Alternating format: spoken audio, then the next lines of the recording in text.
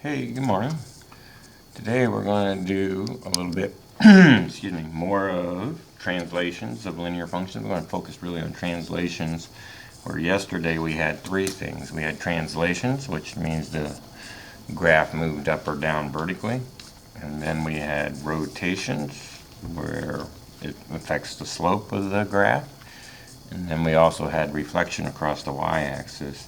Today we're going to focus on translations, and we already know part of this, vertical translation, but we're going to explore horizontal translations today, and so it's just to focus on translations. So it should go pretty quick today.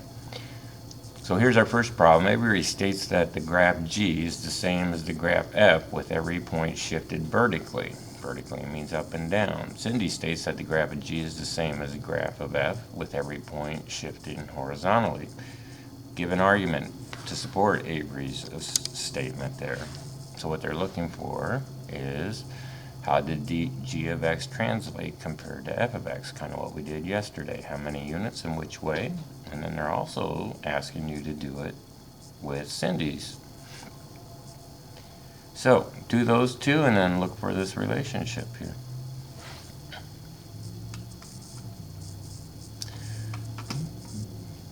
All right.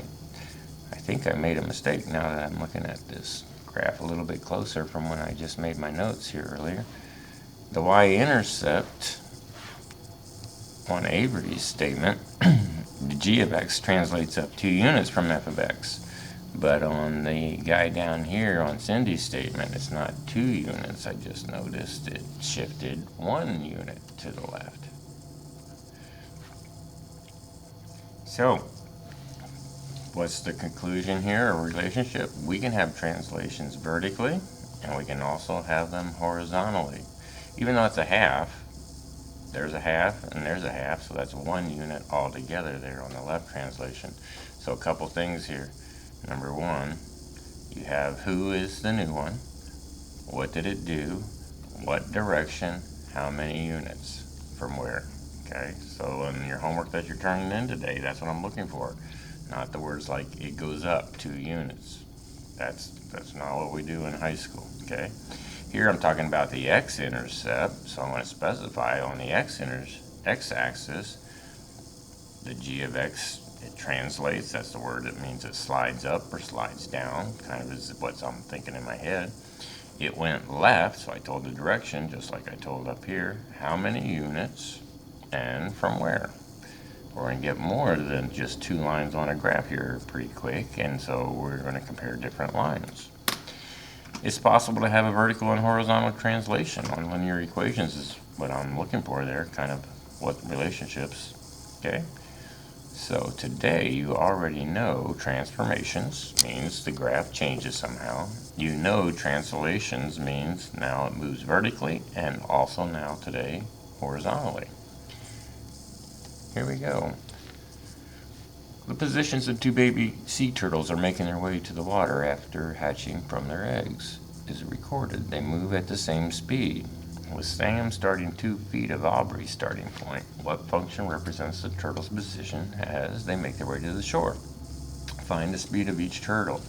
They gave you the graph, but you have to kind of be careful of what you're counting by here. Does it look like ones? Yeah. So you can use the graph if you wish, but you can also use the slope formula. Yesterday in class, I told the kids a similar problem like this. I says, tell me the slope. It gave a graph and it gave the coordinates. And they're just looking at me like, you really want me to do that? How am I going to do that? I don't care how you do it. If you use the graph, up 1 over 1, it's fine by me. Or you can use the slope formula. 6 minus 5 over 4 minus 3. I still get the same thing. I get a 1 out of 1 on Aubrey. This guy here, same thing, up 1 over 1. So I'm thinking that slope's going to be 1 over 1. But you can always use the slope formula. It just requires a little bit more work. Sometimes we have to use the slope formula. If we didn't have a graph, we got to use the slope formula. I'm going to erase this here. And I'm just going to do it real quick. 5 minus 4, this guy minus this guy, and this guy minus this guy. 1 over 1 as well. So both turtles are moving at 1, now we need units, y is my top number, 1 foot per seconds. We need units here. So we're moving 1 foot a second. It's pretty fast. All right. So it just shifted up 2 units. They both have the same slope, just this guy was 2 feet closer. So if I was to write this guy's equation, I would say f of x or something like that equals, my slope was 1x plus 2. The Aubrey's is going to be just f of x equals x, or 1x plus 0. Starts at 0. This guy had a 2 foot head start. So this guy's going to get to the water faster than this guy because he had a 2 foot head start, and they're both going at the same rate, 1 foot a second. So we already did this yesterday, so we should be pretty good at this. That we have a shift no matter where it is. This is Aubrey, the graph's still up above. It shifted, no matter where I am on the graph, it shifted up 2 units. Now most people just look at the y-intercepts here for a vertical change, okay? Because it's the easiest to count the units, but you could go anywhere on that graph and see that it went up 2 units. And so here's the 2 equations we just wrote up above there that they're trying to help us write equations here, okay? All right. So here's your 2. Pause your video. We did this yesterday, so you should be pretty good at this. Pause your video. Come on back. All right. I see on this guy the slopes are the same on all 3 of them. It's a minus 4x, minus 4x, minus 4x. The only thing that is changing is my b. So that means it's the translation of up or down. The b controls vertical translation. And so here we go. I said that the g of x, that's the new graph, compared to the original, translates down 3 units from f of x. It's a minus 3 for the b. That one's a 0. How does graph g of x equals minus 4x plus 1.5? Well, the only difference between the two is we went up 1.5 units from f of x. So these are vertical translations. Vertical means up and down. Okay? All right. I was kind of noticing, this is kind of off track here, but I think when I'm doing my videos this year, I don't know that my mouse is showing up. I'm going to watch the video after this because I was watching one the other day and I was pointing something out, but you couldn't see what I was pointing at. So it should be recording the whole screen, so I hope you can see my mouse when I'm pointing things out. Here's a transformation of a function f maps to each point of the graph in a new location. One type of transformation is a translation. Well, we know that. Translation shifts each point on the graph of the function the same distance. A translation may be horizontal. Horizontal goes this way. Some kids are struggling with this still. And vertical means up and down. 2 words that are used in the real world all the time. Horizon, like the sunset. We're looking for the sun that's set on the horizon over here. So the sun going down. We're looking at this way. All right, so here's my vertical. We're good at that. It went up 1, 2 units. But here, as I look at this graph, I'm now comparing on the x-axis, where I usually come down here. And I usually count down here on the x-axis because it's easier to count. 1, 2, 3, 4. G translated 4 units to the left. So it's the same thing as vertical. You have to say who, g of x, in this case it's just g, he translated, that means he slid, which direction, 4 units, and to the left. Okay?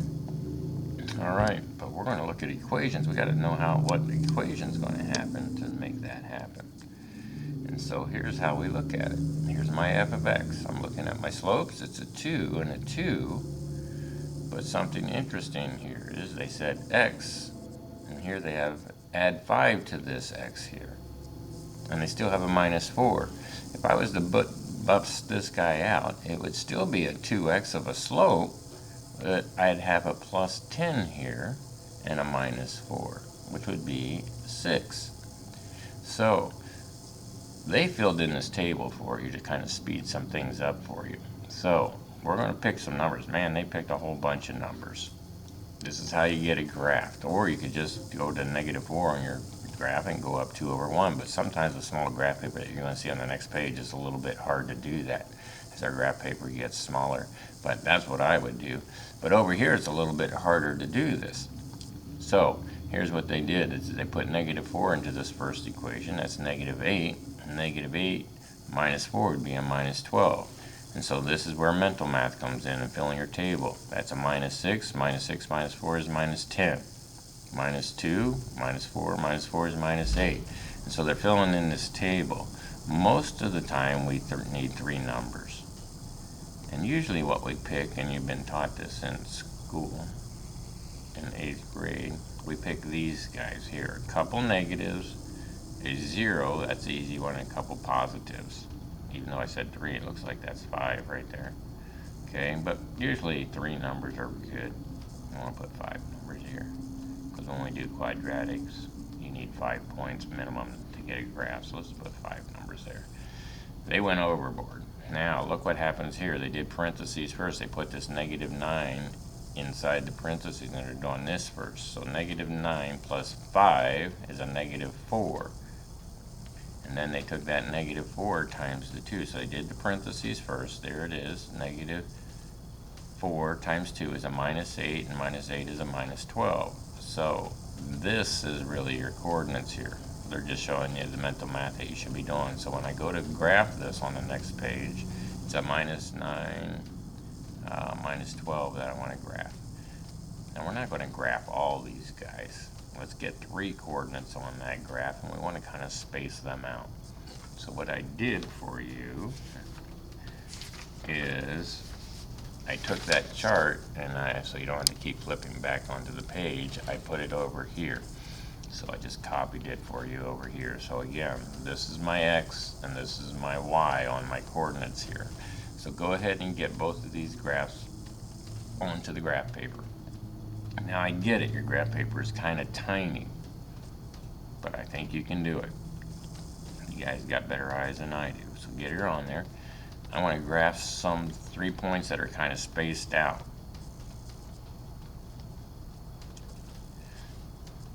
So I'm going to circle the guys that I got. Oh, that's not right. It's -4. I knew that wasn't right because it wasn't making a linear line. Alright, get them graphed. If you're slower than me, just pause your video.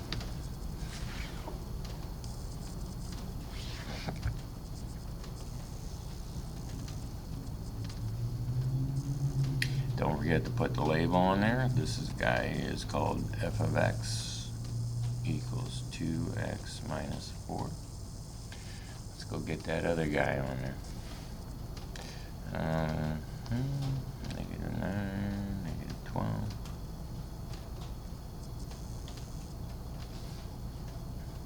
I'm going to do this guy.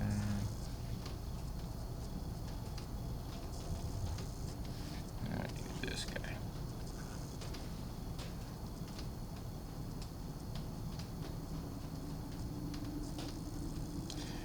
Now I know the slopes are the same, so these guys should be parallel. So when I'm all done, they better look parallel.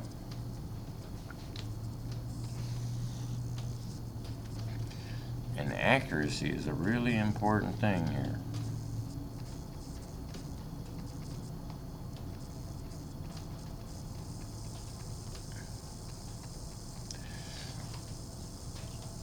Alright, so now let's see what happened here. I can look on the y-axis and I can see that it translated up a lot here. So let's see. Let's do the g of x. Translated. In this case it went up. We've had a lot of up translations here. I don't know that we've had a down one yet, but they can go down too. 1, 2, 3, 4, 5, 6, 7, 8, 9, 10.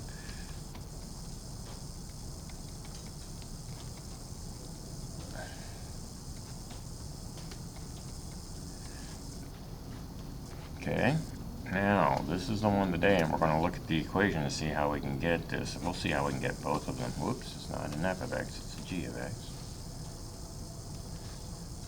G of x. Now, we're going to say translated. Now, which way did it go? Here's my original. The whole graph shifted this way. It shifted to the left. And I want to underline that. And we're going to look for a pattern up there. Shifted left, translated up, left. And now we got to count how many units. 1, 2, 3, 4, 5 units from f of x. So now, we know this one went 5 to the left, up 10 by the graph. Now let's see how we can figure this out without graphing. Here's the key. You see how they broke this guy up? They added 5 more units to this term right here, to my input. My input is this x here, so they added 5 more to the input. Now the slopes, when I take, the slope here is 2x's, but when I take 2 times x, I still got my 2x here. The only difference is this is just an x and this is an x plus 5. Hey, oh yeah, we did say 5. I thought we said 4. Now here's the key.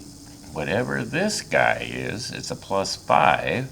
This guy shifts the graph in the opposite direction. That many units. So the shortcut without a graph is whatever number they're adding to my input here, my x. So I'm going to look for parentheses like this. If I see parentheses like this and I have a slope still be the same, this guy is my horizontal translate. If this was a minus 4, let's just say in here, so it's an x minus 4, then it's going to go the opposite direction, which would be a plus 4. This is going to shift the graph to the right 4 units. Okay, now let's talk about my vertical translation without a graph. Well, if I take 2 times 5, that's 10. 10 minus 4 would be a 6. So we went from 6, I want to do it over here. This guy's a 6. And we started way down here at negative 4. So to get to 0 from 6, I have 6 units there, and then I went down 4 more units, and so I have a 6 plus 4, which is 10 units altogether. And so this one now is a little bit harder to do, but you can do it. 2 times that, and then add your b here. Okay, so now look, I got those same numbers, but without a graph. So it takes some practice. We cut out a whole lot of your math problems today. And I'll tell you why in here in a second. But we can now do it without a graph. Try that. Let's do these guys. Okay, I would like for you to do the horizontal and the vertical. We now know how to do both of them. So let's go ahead and do that. For sure do the horizontal one. And then let's do the vertical one, because it has a vertical translation too. Okay, pause your video, come on back. Alright, just as we were talking about horizontal and vertical, I'm going to add my vertical translation to this guy, because that takes some practice too. Alright, horizontal is pretty easy, because as I see here, I see 3 times x is still 3x's. So my slope hasn't changed, they're still parallel lines, but what I did is I subtracted 4 from my input.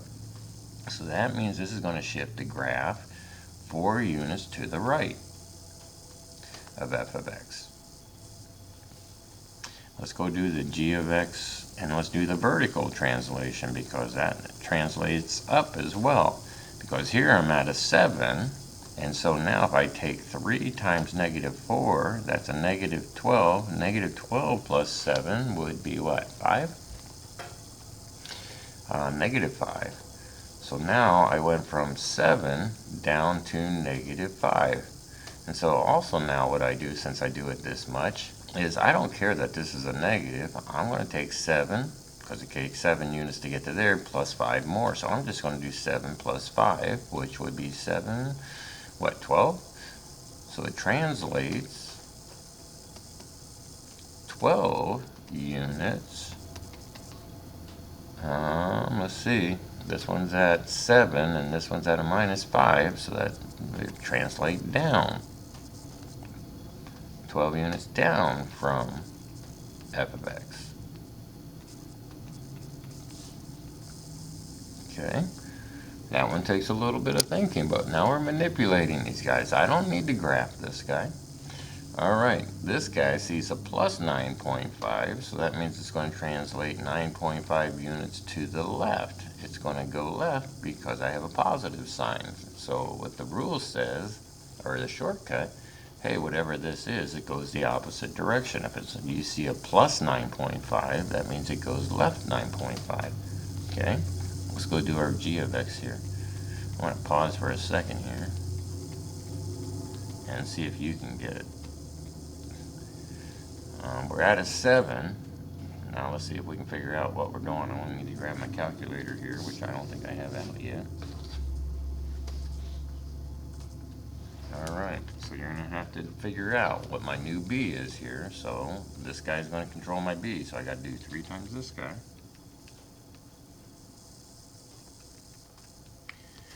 And I'm getting 28.5 plus my 7. That's 35.5. So this guy is at 35.5, but this guy's already at 7. So now let's just imagine this here for a second.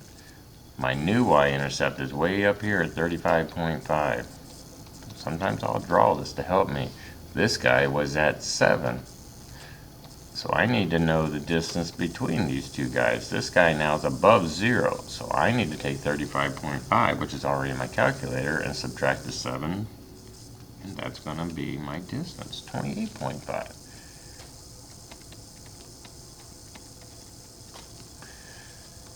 And we went up, because here's my original one, 7 right here. And then I went up to 35.5, and between these two, there's 28.5 units from f of x. Good challenge there. Okay, so we have both a horizontal and a vertical translate. I'm not sure if they want us to use the horizontal or vertical words there. I have to look that one up so I can be a better teacher in class.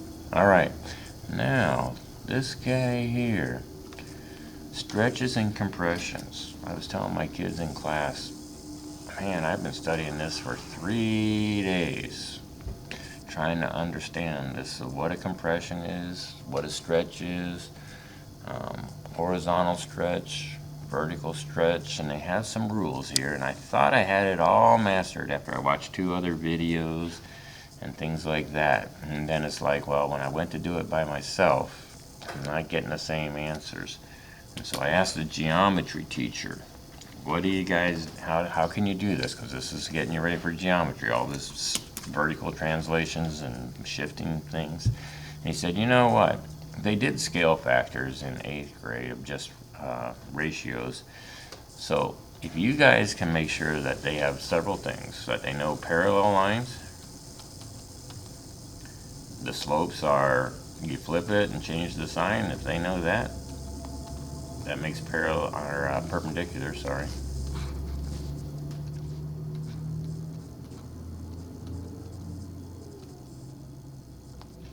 Flip and change the sign. They know that coming into 10th grade.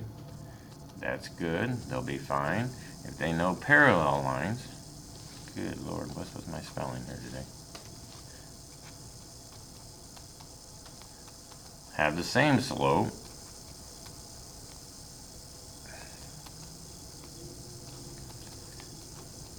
If they know about vertical, which we do, horizontal, rotations, we do, slope changes, it's a rotation. Vertical, horizontal, these are translations, rotations, and oh yeah, reflections. He will take responsibility of doing stretches and compressions, which is this guy, and he will take care of reflecting across the x-axis. But he says, coming in next year, you got to know these guys. So it's like, whew, all right, because I'm not confident enough I can teach that. He's been teaching geometry for many years, and so he's got the right approach to it, I'm sure. So, kind of dropping the ball here, and I feel bad about that I'm not studying it, and I hate it when I don't understand something. But looking at our time frame here, that's what we're going to do, is just let him teach it. So we cut those problems out of your homework today. So you don't have to do these guys. You can put X's there on those guys. And now, plus yesterday, what we reviewed from 8th grade, we have vertical shifts added to that. No, that was yesterday we did that. And then we have now horizontal shifts. Okay, so get these guys. He's going to do these guys next year, vertical stretches and horizontal stretches. Because to me, I see they have both of them here, and there's some kind of a rule that says, no, you can't have both. You have either one or the other. And so that's where I was trying to figure out, is it a horizontal stretch or is it a vertical stretch? Is it a compression or is it a stretch? And it's just like making my head hurt.